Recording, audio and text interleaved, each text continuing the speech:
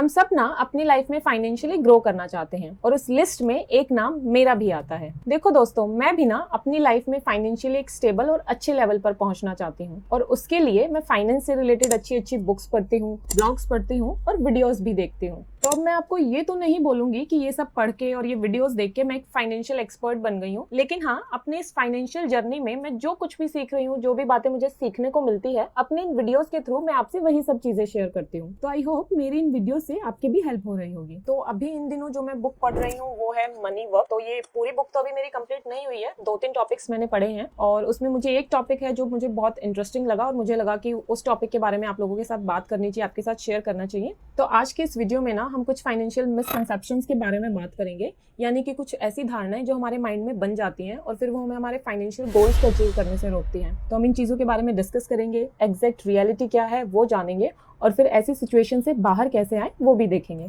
तो शुरू करते हैं हमारे फर्स्ट मिसकंसेप्शन से। कई बार ना हम YouTube पर किसी ऐसे इंसान की वीडियो देख लेते हैं जिसने स्टॉक मार्केट में ट्रेडिंग करके ना खूब पैसा कमाया और फिर वो वीडियो देखकर हम इतने एक्साइटेड और मोटिवेटेड हो जाते हैं कि हमें ये लगने लग जाता है कि यार मैं तो ना इस इंसान से तो स्मार्ट हूँ, अगर ये लाखों कमा सकता है तो मैं तो सेकंड वॉरेन बफे बन ही सकता हूँ। अब सिर्फ एक वो 5-10 मिनट की वीडियो देखने के बाद हम इतने कॉन्फिडेंट हो जाते हैं कि हम अपनी जो सारी सेविंग्स है ना वो शेयर मार्केट में इन्वेस्ट करने के लिए रेडी हो जाते हैं। हम ये सोच कर बैठ जाते हैं कि अब तो मैं भी ना अपनी सारी सेविंग्स स्टॉक मार्केट में लगाऊंगी और खूब पैसा कमाऊंगी।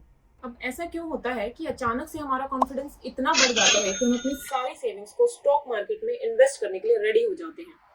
इसके पीछे ना इस बुक में मनी वर्क्स में एक थ्योरी दे रखी है। साइकोलॉजी के 2 प्रोफेसर थे, डेविड डनिंग और जस्टिन क्रूगर। इन दोनों ने ये थ्योरी दी और इसका नाम था द डेविड क्रूगर इफेक्ट। इस थ्योरी में उन्होंने ये कहा कि किसी भी फील्ड में जब एक इंसान की नॉलेज लिमिटेड होती है तो उसका कॉन्फिडेंस बहुत हाई होता है और जैसे जैसे ये नॉलेज बढ़ती जाती है उसका कॉन्फिडेंस कम होता जाता है। तो अब इस ग्राफ की हेल्प से इस थ्योरी को और अच्छे से समझते हैं। जब हम कोई भी नई चीज सीखते हैं ना तो बिगिनिंग फेज में हमें ये फील होता है कि we know a lot about something, मतलब कि हमने बहुत कुछ सीख लिया है और अब मेरे को सब कुछ पता है। तो इसकी वजह से हमारे अंदर ओवर कॉन्फिडेंस आता है। फिर विद टाइम जैसे जैसे हम और ज्यादा पढ़ते हैं, उस चीज के बारे में और ज्यादा सीखते हैं, तो हमें रियलाइज होता है कि यार हमें इतना भी नहीं पता था, अभी तो बहुत कुछ सीखने को बाकी है इस टॉपिक के बारे में। फिर जो हमारा कॉन्फिडेंस का ग्राफ है ना वो थोड़ा थोड़ा नीचे आता जाता है। देन जब हम उस चीज के बारे में और ज्यादा पढ़ते हैं, कई अलग अलग सोर्सेज से सीखते हैं, तो जो हमारा नॉलेज का ग्राफ है वो आगे बढ़ता रहता है और जो कॉन्फिडेंस का ग्राफ है वो और थोड़ा थोड़ा नीचे आता जाता है। और फिर एंड में जाकर एक पॉइंट ऐसा आता है जब हम उस चीज के एक्सपर्ट बन जाते हैं और फिर तब हमारे अंदर एक ऑप्टिमम लेवल ऑफ कॉन्फिडेंस होता है कि हाँ भाई, मुझे इस चीज की अच्छी खासी नॉलेज हो गई है। तो अब अगर मैं अपने पॉइंट पर वापस आऊं कि सिर्फ एक वीडियो देखकर हम इतने कॉन्फिडेंट कैसे हो जाते हैं, तो ये होता है डनिंग क्रूगर इफेक्ट की वजह से। क्योंकि उस 5-10 मिनट की वीडियो में हमें शेयर मार्केट की नॉलेज तो बस 2-4% ही मिलती है, लेकिन हमें अंदर से ये फील होने लग जाता है कि अब हमें सब कुछ आ गया है।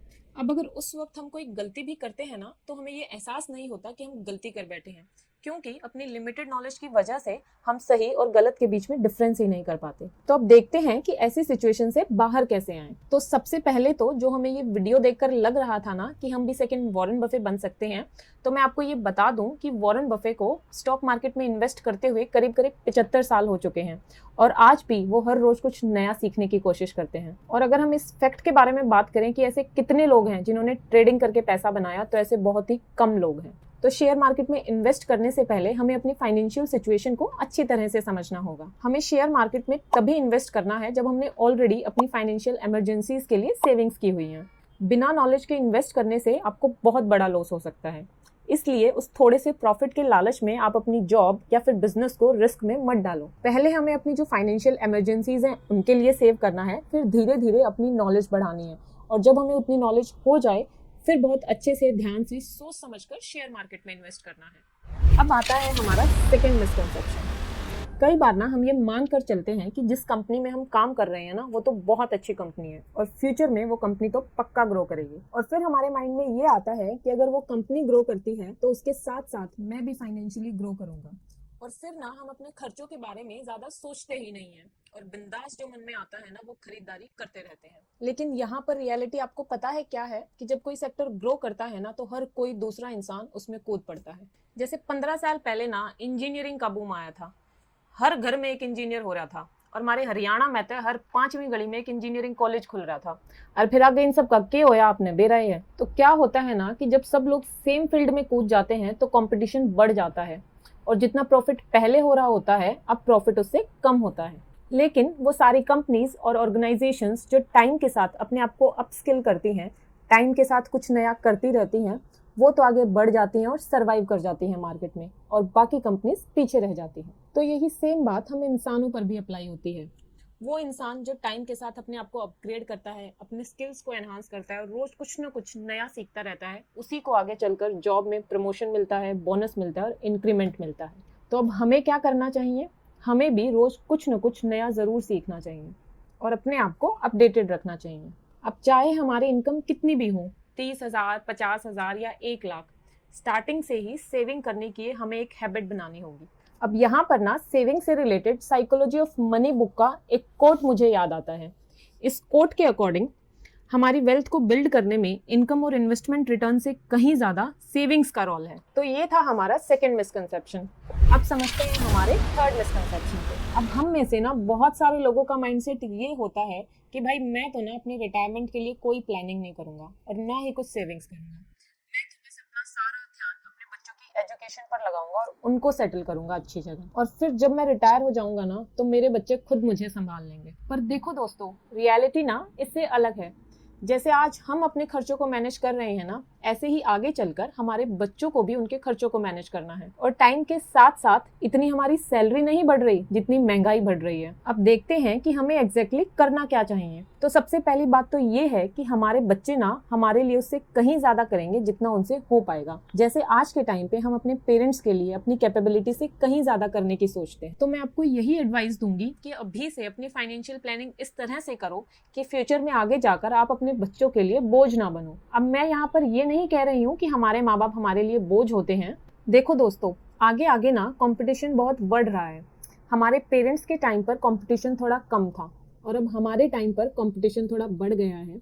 और जब हमारे बच्चों के कमाने का टाइम आएगा ना तो कंपटीशन बहुत ज्यादा होगा। तो हमारे बच्चों के लिए भी ये इतना आसान नहीं होगा कि वो इतने लोगों का खर्चा मैनेज कर पाए।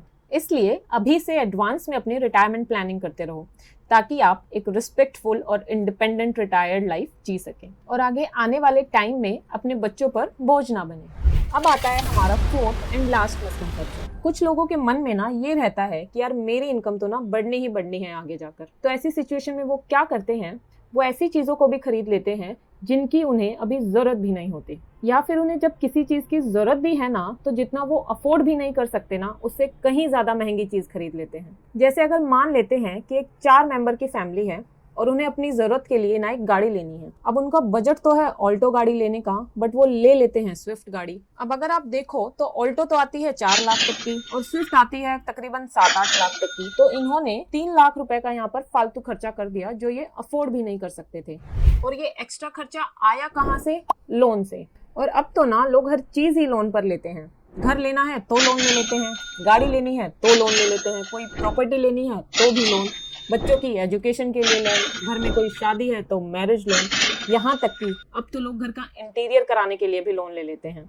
लेकिन रियलिटी तो ये है कि इस बात की कोई गारंटी नहीं है कि फ्यूचर में आपकी इनकम कंसिस्टेंटली बढ़ेगी ही बढ़ेगी। पर हाँ, इस बात की गारंटी जरूर है कि जिस रेट पर आपने लोन लिया है ना, आपको उसी रेट पर उस लोन की रीपेमेंट तो करनी ही पड़ेगी। आपकी इनकम हो सकता है उतनी ना बढ़े जितनी आप सोच कर बैठे हो, लेकिन लोन आपने जिस रेट पर लिया है और जितनी अमाउंट का लिया है वो तो आपको चुकाना ही पड़ेगा हर हाल में। और इन लोन्स पर जो आप इंटरेस्ट पे करते हो ना, वो एक तरह का रेंट है जो आप उन चीजों के लिए पे करते हो जिन्हें आप अफोर्ड भी नहीं कर सकते। तो अब यहाँ पर ऐसी सिचुएशन में हमें एग्जैक्टली करना क्या चाहिए? तो अब ऐसी सिचुएशन में ना आप एक काम कर सकते हो। लोन लेने से पहले ना आप अपनी सिचुएशन को एक बार हर एंगल से देख लो। पहले ये देखो कि अगले 2-3 साल में कोई बड़ा खर्चा तो नहीं आने वाला है, या फिर अगर आपके बच्चे हैं तो उनकी एजुकेशन के लिए आपको कितने पैसे चाहिए फ्यूचर में, या फिर आपका खर्चा कितना हो जाता है। कहीं आपने पहले से ही कोई और लोन तो नहीं ले रखे हैं या किसी दोस्त या रिलेटिव से पैसे ले रखे हैं जो आपको आगे चलकर चुकाने हैं। तो आपको इन सभी फैक्टर्स को कंसिडर करना है और तभी लोन लेना है जब आप बिल्कुल श्योर हो उसकी रीपेमेंट के लिए। अगर आपके पास इतना बैकअप है कि फ्यूचर में आगे चलकर कभी आपकी जो रेगुलर इनकम है वो कम भी हो गई, उस सिचुएशन में भी आप अपनी लोन की इंस्टॉलमेंट टाइम पर दे सकते हो,